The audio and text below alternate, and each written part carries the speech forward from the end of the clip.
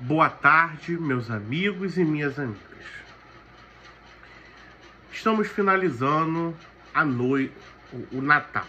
A gente teve ontem a véspera de Natal e agora estamos finalizando o Natal.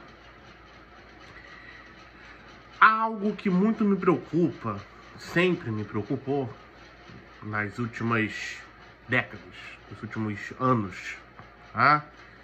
Sabemos que o Brasil é uma democracia em construção contínua. O que isso significa dizer?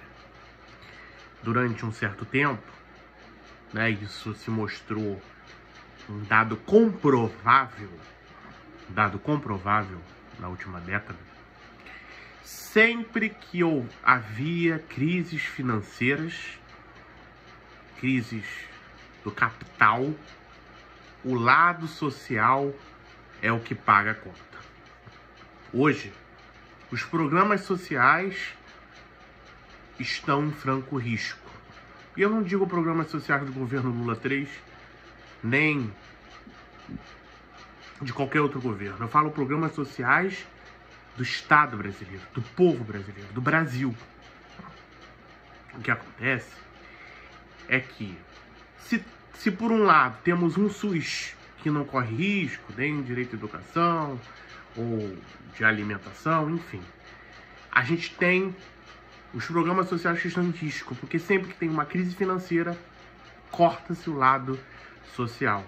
E o Brasil, e isso é uma outra preocupação minha, ainda precisará de muita caminhada política, econômica, cultural e vários tipos de caminhada para garantir com plena eficácia constitucional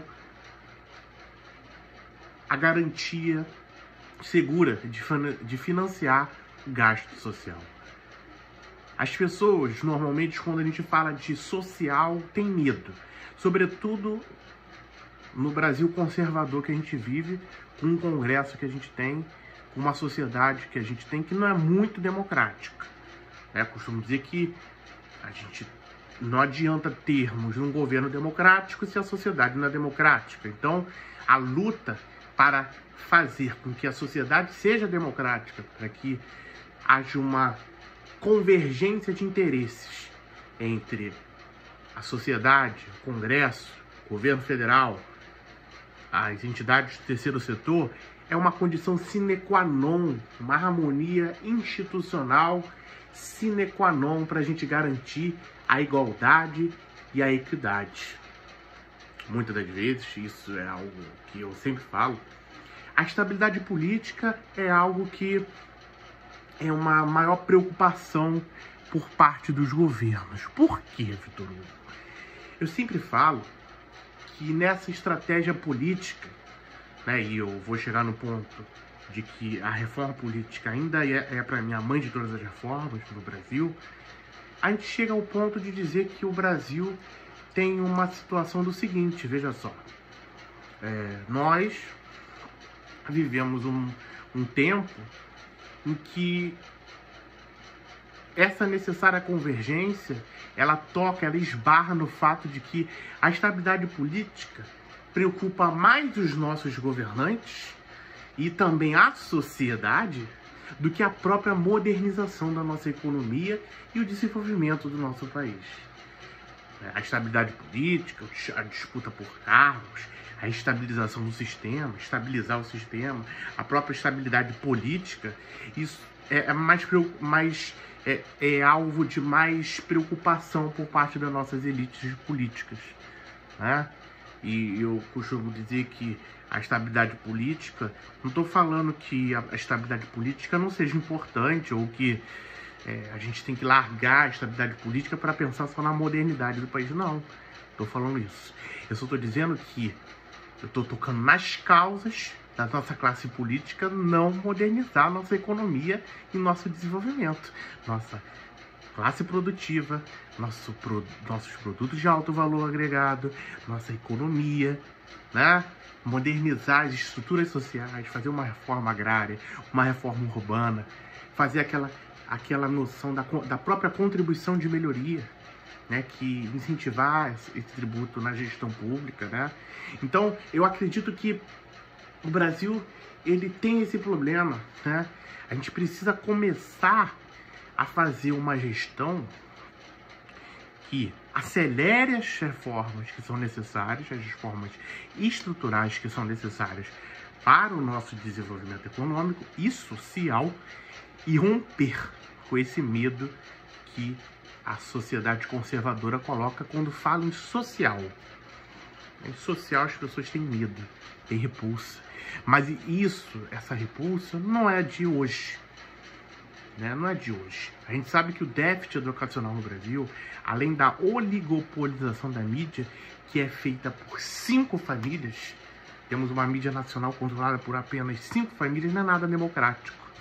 A gente sabe que para que uma democracia seja plena, ela precisa conversar com vários setores.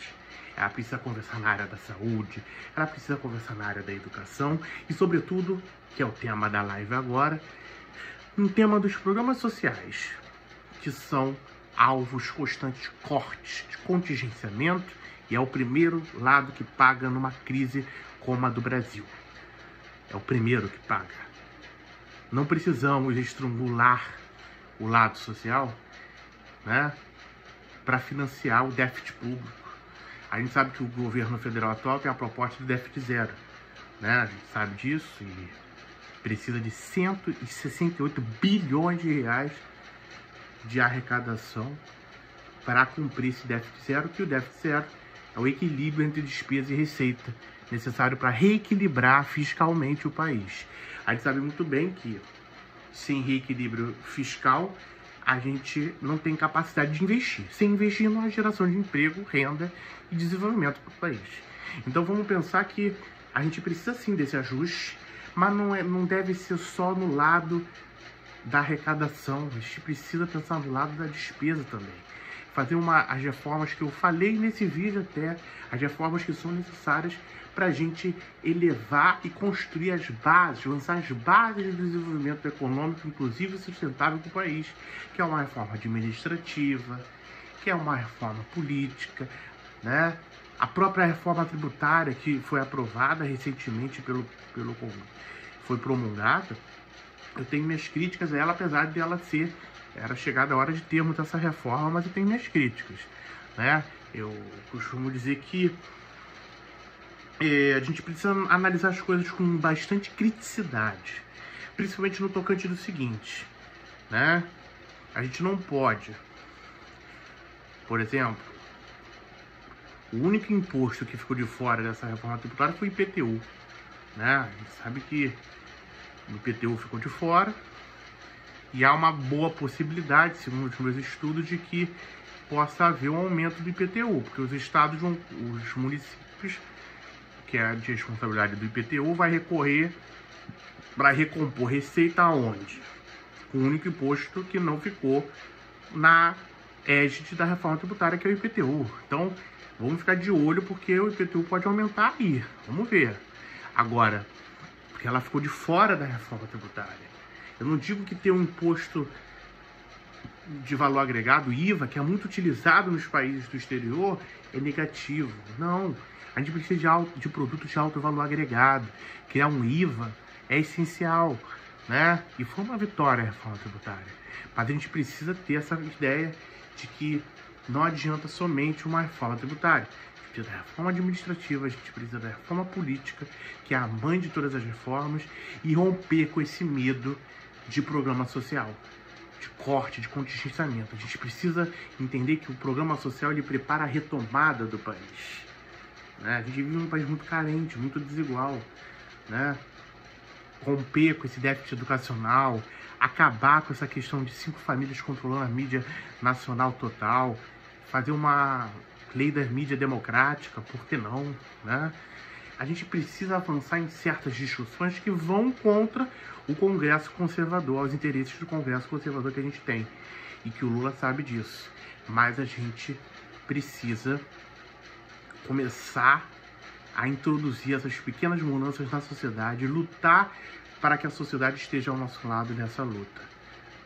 Muito obrigado e que a gente possa construir um país mais justo e mais desenvolvido. Incluir a sociedade nessas discussões, elevar a participação social e política do povo brasileiro. Muito obrigado.